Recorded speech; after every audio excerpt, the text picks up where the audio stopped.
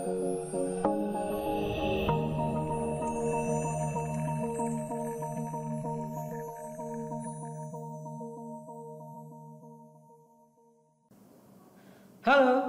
jumpa lagi di Oki Design Channel.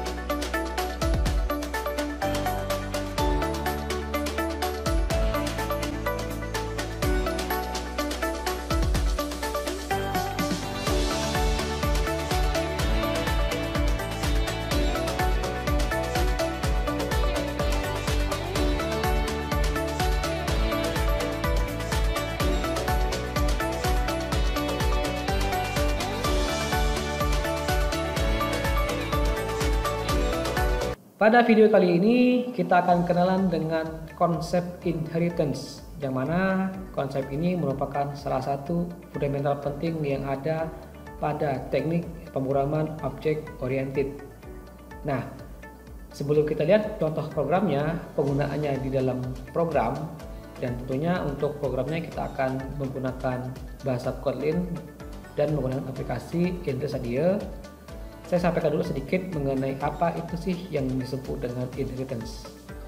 Nah, jadi yang namanya inheritance adalah proses pewarisan data secara teorinya ya, data pada sebuah program ke program yang lain. Nah, dalam hal ini yang diwariskan adalah isi dari sebuah kelas, karena ini ngomongin object oriented programming. Jadi data yang ada di sebuah kelas sekaligus juga metodenya itu bisa diwariskan ke kelas yang lain. Nanti efeknya adalah kita bisa menghemat baris-baris perintah yang sama, yang tidak perlu. Jadi dia cukup membaca baris perintah yang satu yang ke yang lainnya. Sehingga nanti efeknya adalah ada kelas yang akan memberikan data, ada kelas yang akan menerima datanya. Nanti istilahnya ada yang namanya superclass dan ada yang namanya subclass. Kelas bapak dan kelas anak, ya itu secara teorinya, secara definisinya. Nah, sekarang langsung aja ya kita lihat contoh penerapannya di dalam program. Untuk yang pertama, saya tunjukkan dulu ada satu buah program yang belum sama sekali menggunakan teknik ataupun konsep inheritance ataupun turunan. Dan di sini kita bisa lihat di dalam tampilannya sudah tersedia ada 3 buah kelas ya sebetulnya ya, ada 3 buah kelas, atau yang pentingnya kita lihat di 2 kelas. Yang pertama ada namanya kelas bujur sangkar, dan yang kedua namanya adalah kelas kubus. Dan di sini sebagai contoh kita akan membuat sebuah kelas yang nanti fungsinya adalah untuk menghitung sisi dan juga volume. sekilas ya mengenai contoh programnya ini, saya sampaikan bagaimana alurnya. Jadi fungsi untuk kelas ini adalah kita akan menghitung luas dari bujur sangkar, karena ini mungkin secara teori ini adalah yang namanya bujur sangkar adalah bangun datar, jadi hanya punya sisi, hanya punya luas seperti itu. Dan pasang yang lain namanya adalah kubus, ini fungsinya adalah untuk menghitung volume, ya, untuk menghitung volume. Jadi karena dia punya bangun ruang, ya, namanya adalah bangun ruang, ada 3 sisi. Kita lihat di sini.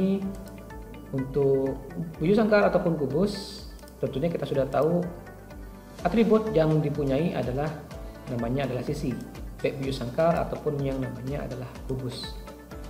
Ya. Kemudian di kelas utamanya, di mainnya ini, masing-masing kita bikin sebuah objek tersendiri untuk kelas bujur sangkar yang ini ya. Namanya OBJ sangkar kita buat.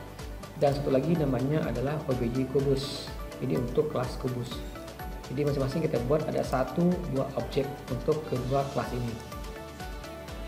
Kemudian dari masing-masing kelas kita masukkan nilai ke objeknya menggunakan masing-masing atribut.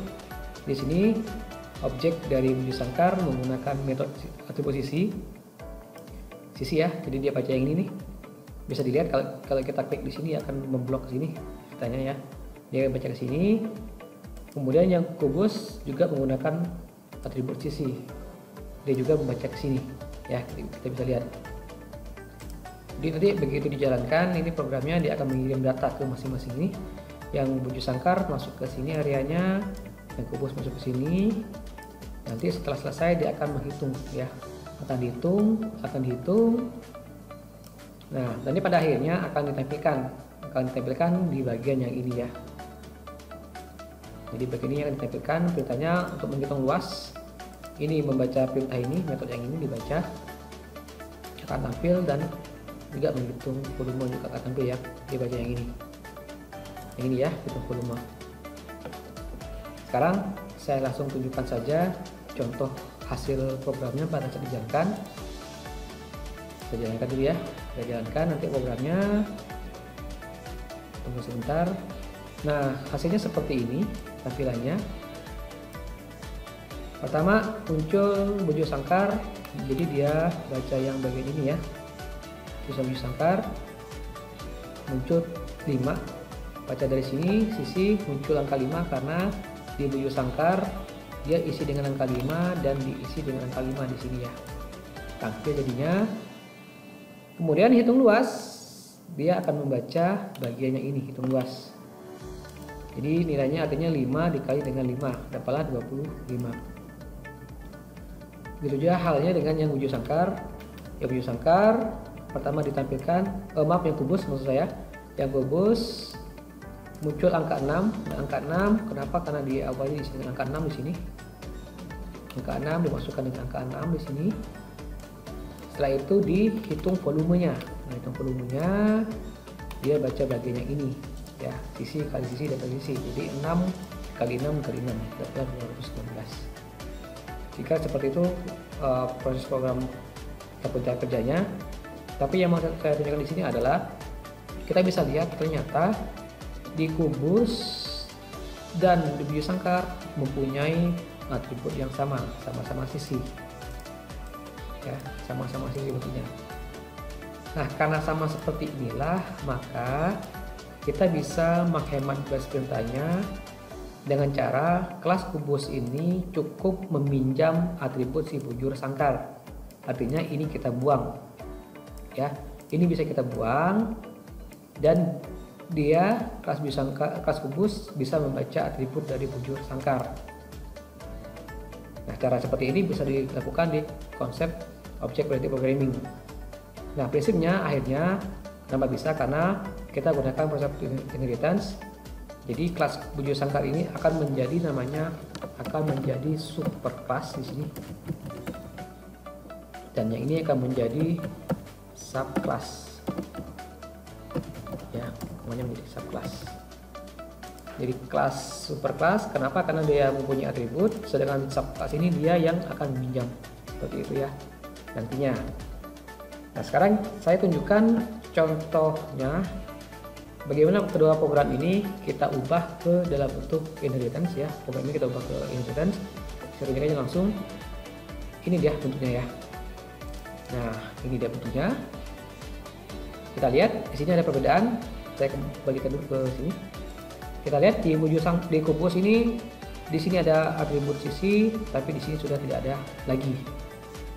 Dia sudah meminjam ataupun menggunakan dari kelas bujur sangkar. Nah, caranya supaya dia bisa minjam tadi yang sudah disampaikan di sini, maka dia harus menjadi subclass atau anak dari kelas bujur sangkar. Nah, di program ataupun di Kotlin itu caranya harus ditambahkan beberapa keyword.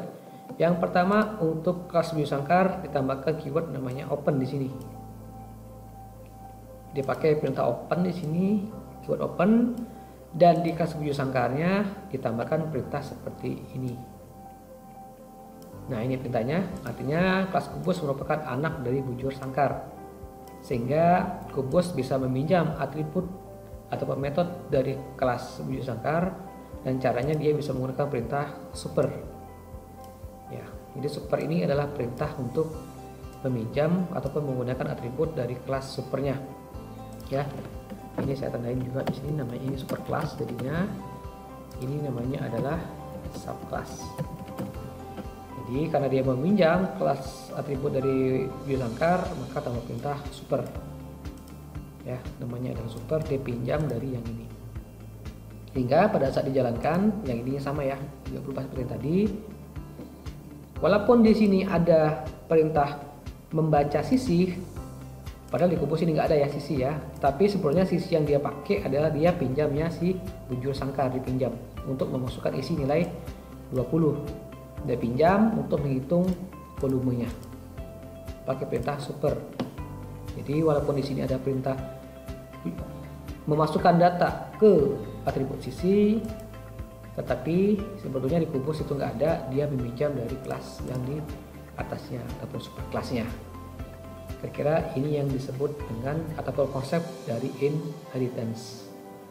Bayangkan saja kalau seandainya ada kelas-kelas yang punya baris perintah yang banyak, ternyata datanya ataupun atributnya itu bisa diambil dari kelas lain, maka tentunya akan menghemat seorang programmer untuk menggunakan atribut dari kelas yang lain tanpa harus mengulang lagi ketika yang sama.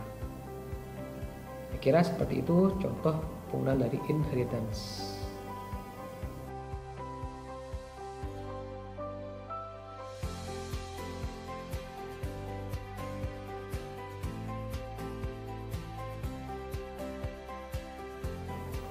Nah, berikutnya kita akan lihat contoh konsep inheritance di program yang lain, yang mana ini bedanya adalah akan ditunjukkan bahwa satu buah kelas itu dia bisa menjadi subclass, sekaligus dia bisa menjadi superclass untuk kelas yang lain.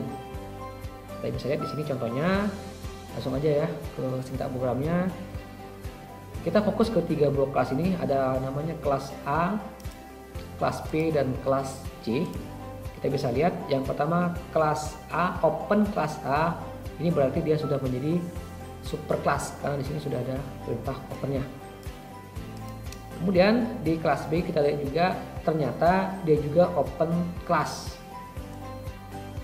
Ya, artinya ini juga sebuah superclass, tetapi sekaligus dia juga merupakan anak dari kelas A ataupun jadi sebuah subclass dari sebuah kelas yang lain, kelas A ini ya. Jadi kelas B ini merupakan subclass dari kelas A, tetapi dia merupakan sebuah subclass dari kelas lain. Nah, siapa yang menjadi subclass dari kelas B adalah kelas C ini ya.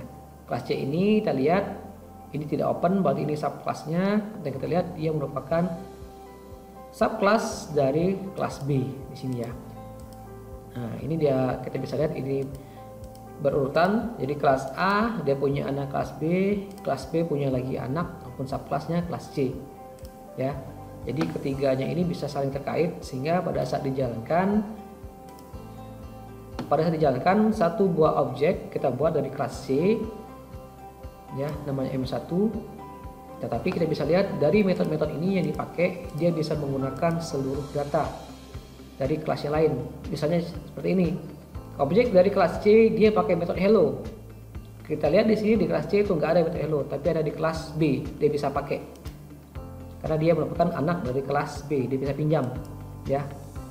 Kemudian data ini punya dia sendiri di kelas C, memang bisa dipakai sama objeknya, dan tampil objek dari kelas C ini dia menggunakan ataupun pinjam dari kelas A, ya, karena kelas C merupakan anak dari kelas B dan B merupakan anak dari kelas A, maka di kelas C pun bisa menggunakan dari kelas A. Nah, konsep ini disebut dengan multi level inheritance namanya. Jadi dia saling bertingkat. Ya, ini contoh konsep inheritance yang kedua. Nah, yang ketiga ada yang disebut dengan, langsung saja saya tunjukkan. Ini namanya, atau sebelum ke sini saya jalankan dulu programnya ya, untuk memastikan di kelas yang ini. Kita jalankan dulu. Nah, kita jalankan programnya.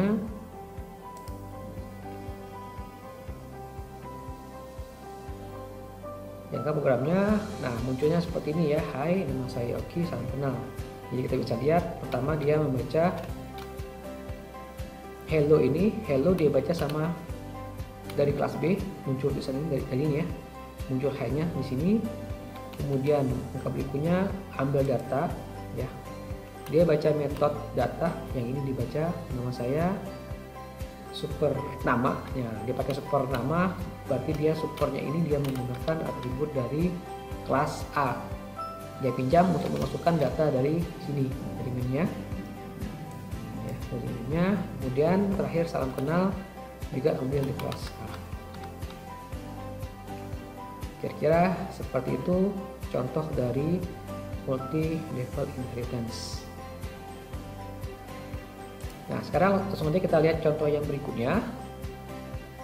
Kalau yang ini namanya multi inheritance, yang berikutnya ada namanya hierarchical inheritance. Ini menunjukkan bahwa satu buah kelas, satu buah superclass itu bisa punya dua buah subclass.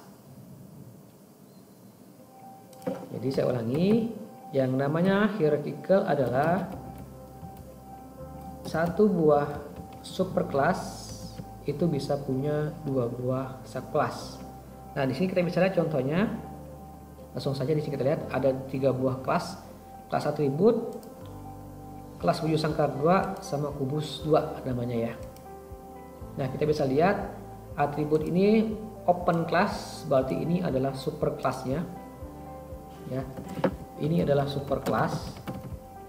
Sedangkan kita lihat wujud sangkar sama kubus, di belakangnya ini sudah ada keyword atribut ya. Atribut ini adalah nama kelas ini. Ini juga atribut nama kelas ini, sehingga kelas atribut punya dua buah subclass, yaitu wujud sangkar 2 sama kubus. Nah, konsep seperti ini bentuknya disebut dengan hierarchical. Intinya satu buah superclass bisa mempunyai dua buah subclass. Sehingga untuk pada saat dijalankan pun programnya itu sama saja. Dari wujud sangkar ya, wujud sangkar sama kubus dia bisa sama-sama menggunakan atribut dari kelas supernya.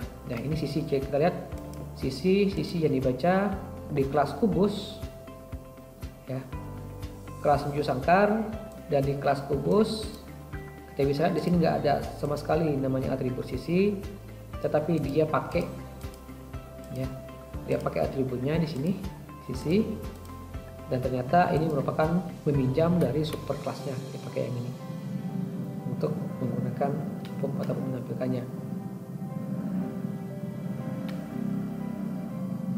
dan ditampilkan di sini seperti itu, menghitung luasnya. Kalau dijalankan ini programnya, jadinya pasti jalan ya, karena sudah dihubungkan antara subclass sama superclassnya. Jadi dia pakai perintah menampilkan wujud sangkar sama kubus masing-masing. Ada hitung luas 1000, hitung volume 125 yang mungkin yang ini. Dia baca yang ini, hitung volume sama hitung luas, dan yang digunakan adalah atribut dari kelas atribut ya, kelas supernya. Ada pindah super di sini, dia baca. Oke, kira-kira seperti itulah contoh penggunaan konsep inheritance dalam sebuah program. Mudah-mudahan ada manfaat untuk kita semua. Terima kasih atas perhatiannya. Sampai jumpa lagi. Bye.